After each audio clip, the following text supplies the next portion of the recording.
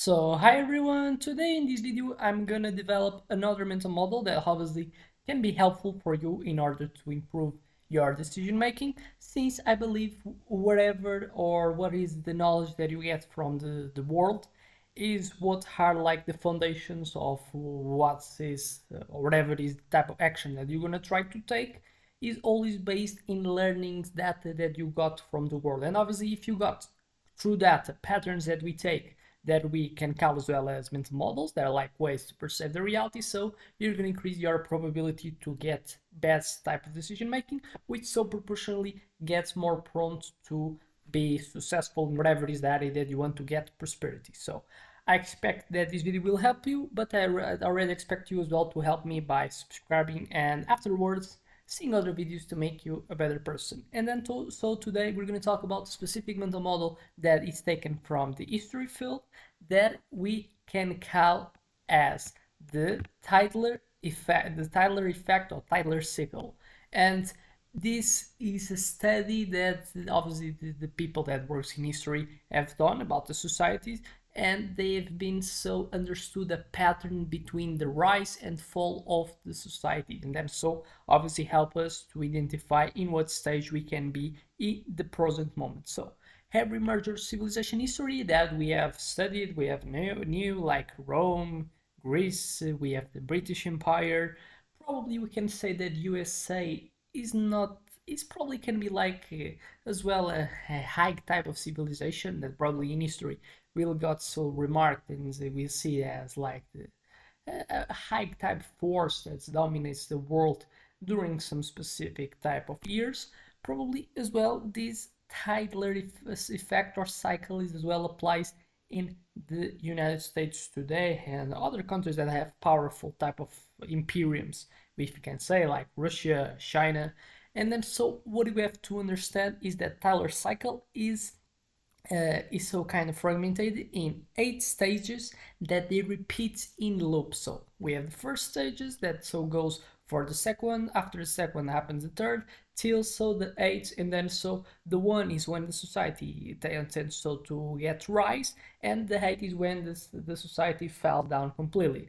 And then so understanding this cycle, obviously, if so is something that we take from the reality and we have proven that is a pattern that happens with all the societies that have rise and have fallen. So obviously, so it's important to predict the future of modern nations today, and then so obviously by as well characterizing what's the period that we are today, probably having some type of fight, since history is kind of knowledge that we got in order to so make different type of actions to not repeat the errors that we have so committed in the past. And then so what do we have to understand? So we'll go for now for the stages. So the first one, bondage. A society starts under oppression, hardship, or control. And what are like the examples?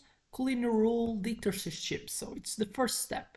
We have so in we are so in a specific society that tends to be centralized, tends to be so the powerful ones and the other ones that are not so, and they're also trying to serve as some type of centralization that happens in the resources. The power is just allocated for some small type of representation of the society, and then obviously it always creates a friction conflict. And then so it's by the first step of bondage that creates motivation to people develop what? Develop strong beliefs and unit for change. And what are like the examples that have so happened? We have the American Revolution, the anti-colonial movements that obviously are the result of uh, people, society being under censorship, authoritarianism that obviously not everyone doesn't like. And then so what happens? The majority tends always to be higher in terms of numbers than minor if they control a lot of resources, militaries. And so what is the tendency is that this building of strong beliefs, this type of building of anger towards that type of inequalization of allocation of resources for just so that ones that are too much powerful in the past were probably the kings, now probably can be politicians or these people that have a lot of resources like millionaires, the revolution towards billionaires. And then so what this creates over the time, this belief will get stronger, stronger, stronger, till a moment that we can call it's a point that is a turning point, that so the society starts showing more so this type of not disagreement with so the way that society is built. And then so we have the movements that fights for freedom, are pro liberalism, and obviously so with objective to overcome this oppression.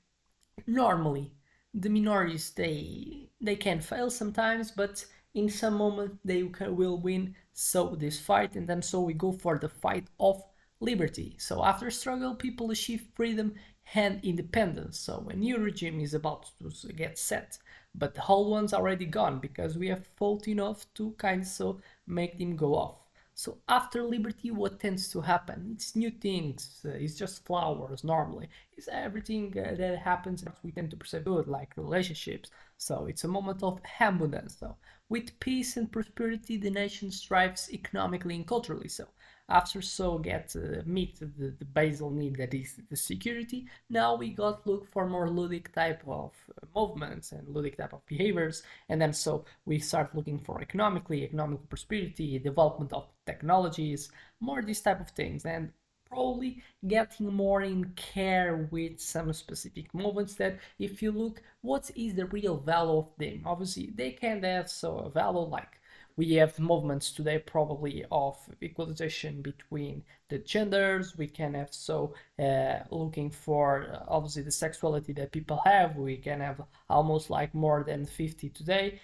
We kind of look for these movements to they're a bit, they're not so like the fundamentals of what is needed to society to survive. That is people eating, people having the ability to survive. There's more so things that are in chaos when you're in a war, when you're so in oppression regimes. And then so what sometimes can happen with that so much abundance, people kind of get accustomed with, and the reality is that people kind of become too much selfish. That's so the other stage. People becomes comfortable, focusing more on personal gain than on society. So more focusing more on the things that I do want, and sometimes people so they kind of fall in these bees that by being so abundant they don't praise what they really get, and they give as something that it's easier to get. In the past, a lot of the probably a lot of the majority of the time that humans were in the surface, they were fighting for their life. So we have to praise moments that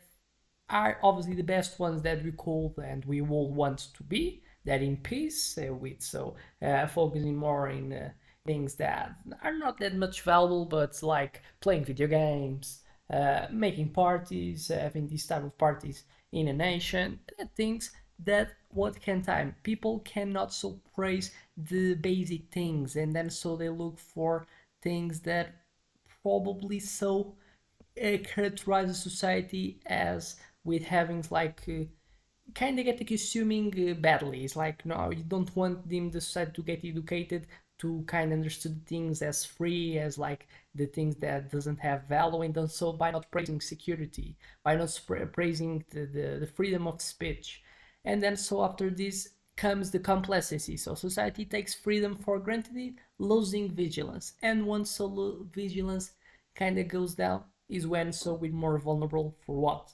apathy and dependence. So what happens by start so this freedom getting granted, citizens start relying too much on the state, and this obviously weakens the nation. Because what? Because now we are giving as well again the dependency of our future in the hands of state to control it. And then so we got a weakened nation since the majority are depending of the state, putting so the powers, the future of the nation that are present in the words of a handful of people that are not so the representation of the majority.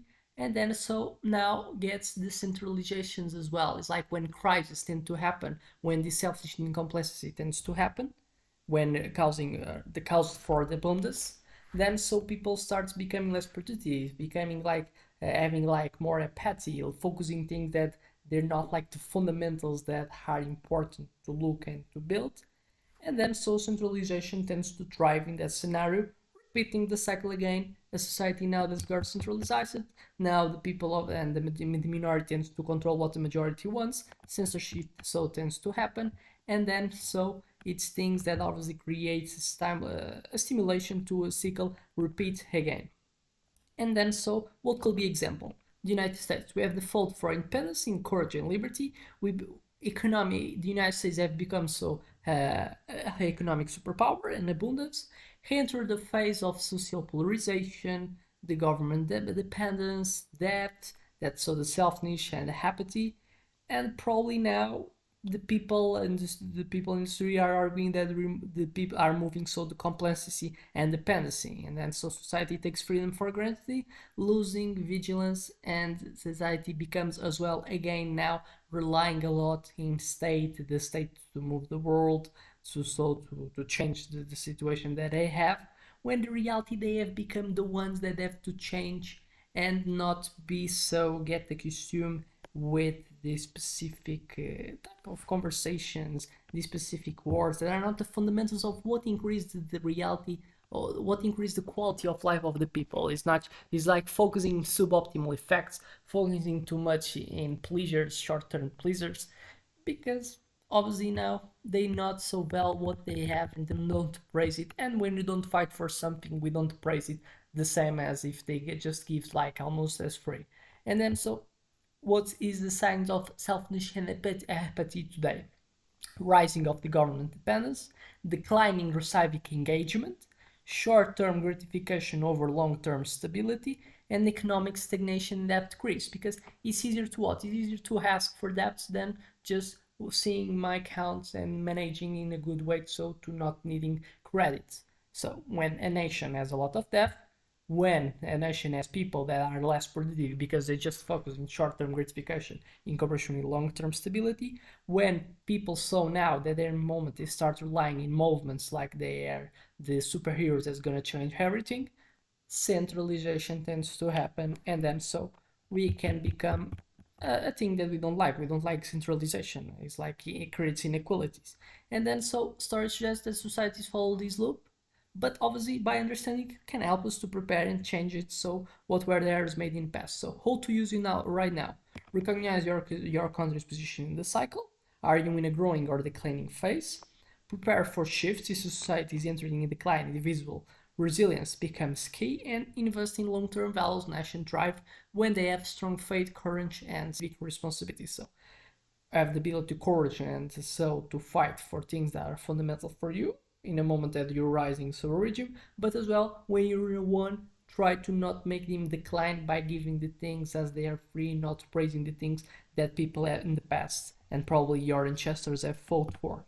So I expect this video has helped you, makes you some type a take of insight, and then so see you in the next one.